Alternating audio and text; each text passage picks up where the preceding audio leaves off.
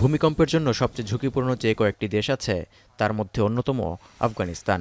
সম্প্রতি জাতিসংঘের এক গবেষণায় দেখা গেছে, শুধু ভূমিকম্পের কারণেই দেশটিতে বছরে গড়ে মারা যান ১৮৮ জন। গত এক দশকে এই দুর্যোগে প্রায় ৬ লাখ মানুষ ক্ষতিগ্রস্ত হয়েছে।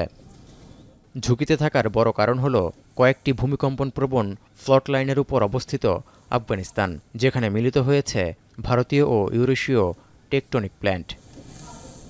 এছাড়া দেশটির অনেক ভবন কাঠ, কাঁচা ইট বা দুর্বল কংক্রিট দিয়ে তৈরি হওয়ায় সেগুলো মূলত ভূমিকম্প প্রতিরোধী হয় না।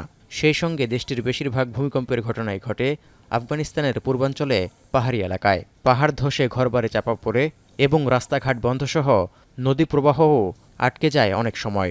এতে যোগাযোগ ব্যবস্থা বাধাগ্রস্ত হওয়ায় দুর্গম এলাকাগুলোয় উদ্ধারকর্মী ও সরঞ্জাম পাঠিয়ে উদ্ধার তৎপরতা চালানো কঠিন হয়ে পড়ে। ফলে ব্যাপক ক্ষয়ক্ষতি ও প্রাণহানির ঘটনা ঘটে। যেমন দেশটির পূর্বাঞ্চলে রোববার গভীর রাতে ৬ মাত্রার ভূমিকম্পের পর রাস্তাঘাটে ফাটল দেখা দেয়ায় ঠিকমতো উদ্ধার অভিযান চালানো যাচ্ছে না। ধ্বংসস্তূপের নিচে আটকা পড়ে বহু প্রাণহানির শঙ্কা করা হচ্ছে।